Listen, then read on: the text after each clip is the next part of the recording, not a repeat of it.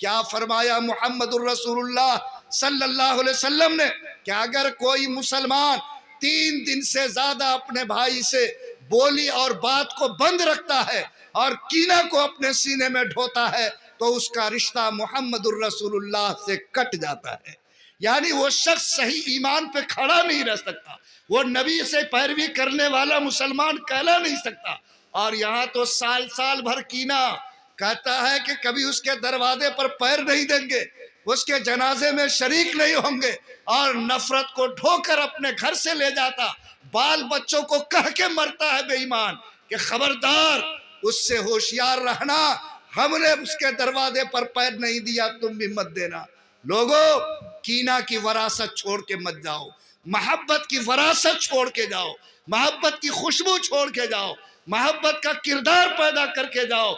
और आज ये श्यामपुर का इजलास ये फैसला करके उठे कि तमाम तरह के कीने और नफरत को निकाल कर इसने तय किया है कि जब तक इसकी जिंदगी की सांस चल रही है इंशाअल्लाह हम मोहब्बत के साथ जिंदगी गुजारेंगे इंशाअल्लाह।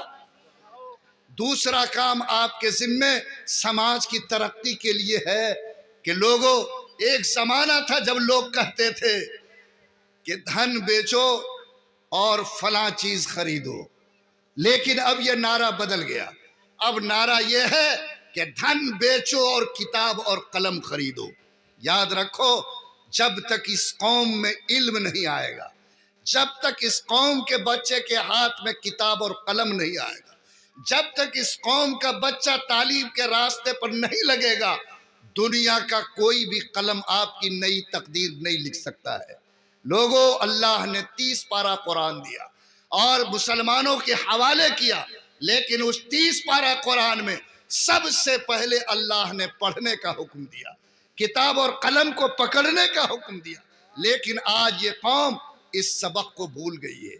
आज 11 साल का बच्चा जानवर के पीछे दौड़ रहा है, वो बेचारा कुरान नहीं पढ़ा, वो बच्चा किसी स्कूल का मुंह नहीं देखा, उस बच्चे ने किताब और कलम को नहीं पकड़ा।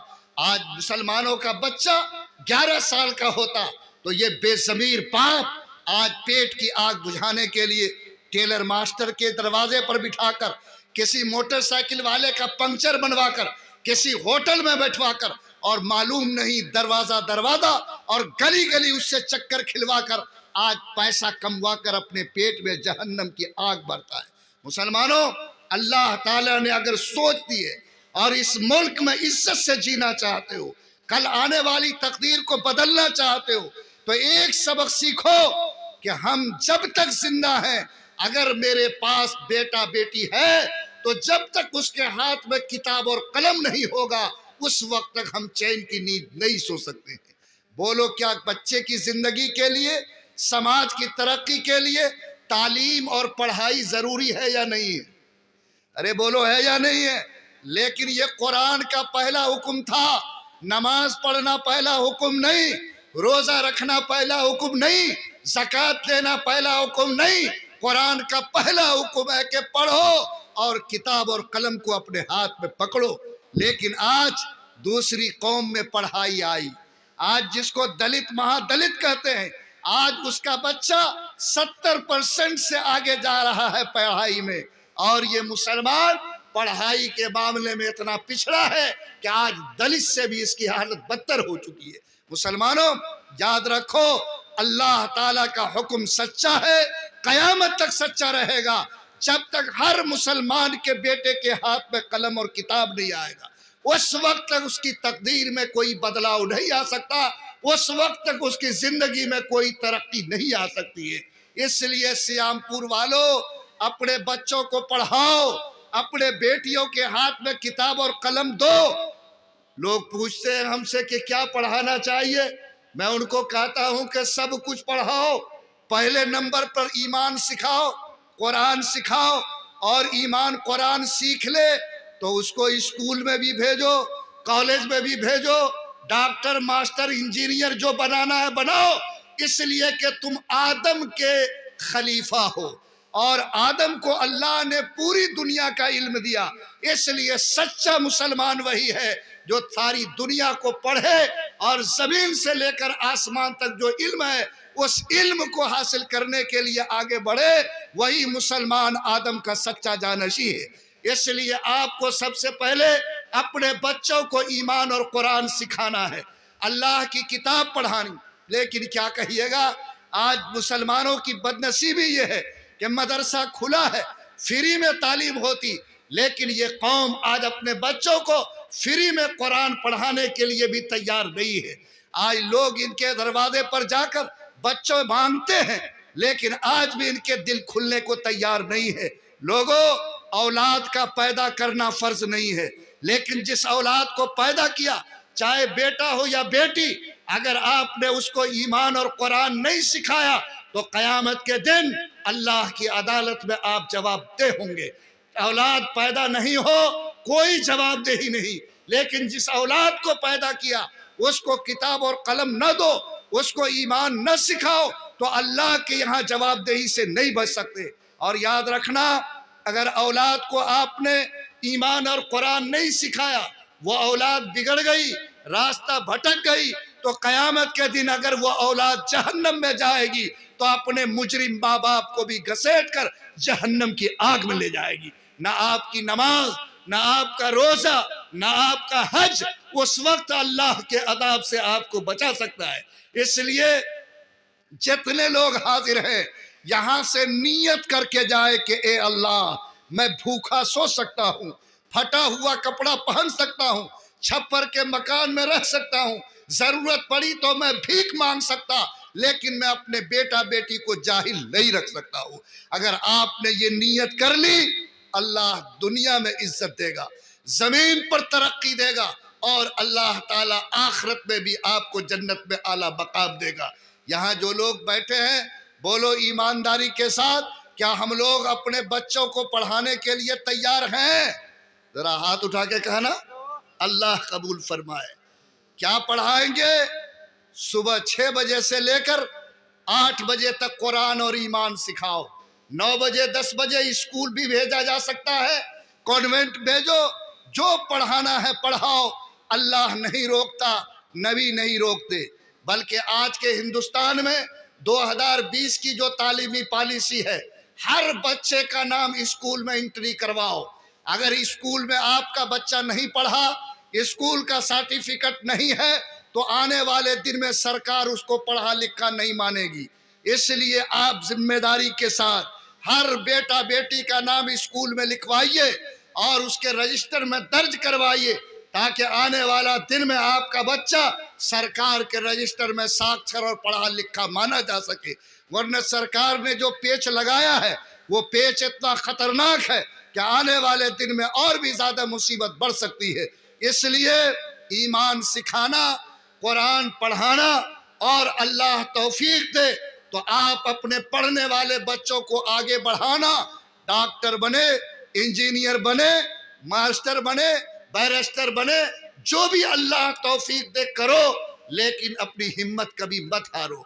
आज मुसलमान का बच्चा मैट्रिक करते करते थक जाता है और बाप भी पंक्चर हो जाता है। इंटर करते करते बेटा का भी कलेजा जवाब दे देता। याद रखो, इंटर और मैट्रिक पढ़ाई नहीं है। आज की दुनिया में इस डिग्री की कोई अहमियत नहीं। अब तो 2020 की तालीमी पॉलिसी में मैट्रिक भी खत्म जा चुकी। अब जो तारीख कहती है, दुनिया में वही कौम सर उठा के जिएगी जो आला दर्जे का तालीम हासिल करेगी। और आला दर्जे की जो तालीम है, वो पढ़े लिखे लोगों से पूछो कि कौन सी तालीम है। वो तालीम जिस पर सरकार पूरे तालीम के बजट का 46% खर्च करती है। और ये आपका बच्चा अगर उस तालीम में जाएगा तो आने वाले दिन में वो आपको इस काबिल बनाएगा कि आप फख्र के साथ सर उठाकर इस मुल्क में जी सके।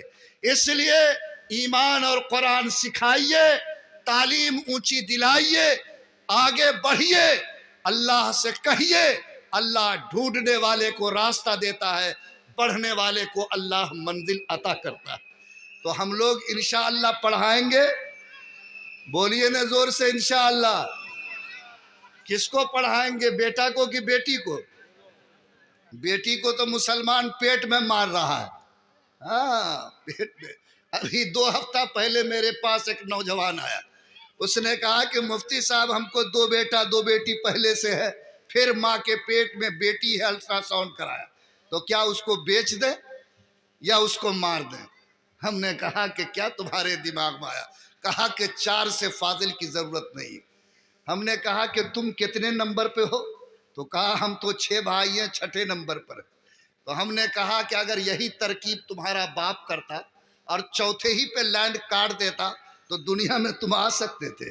अरे उसने 6 तक दरवाज़ा खोला तो तुम 5 तक दरवाज़ा कम से कम खोल के रखो, ताकि हो सकता है वो भी कोई तकदीर ले जाए। इंसान दिमाग लगाता है कि 2 को कौन पालेगा। एक बेईमान, जो अल्लाह ताला 2 को पाल रहा है वही 3 को पालने का इंतजाम करेगा। क्या तुम मर नहीं सकते हो? क्या तुम एक्सीडेंट में अपाहज नहीं हो सकते हो? क्या तुम्हारे आंख की रोशनी छीनी नहीं जा सकती? तब इस बच्चे को कौन पालेगा?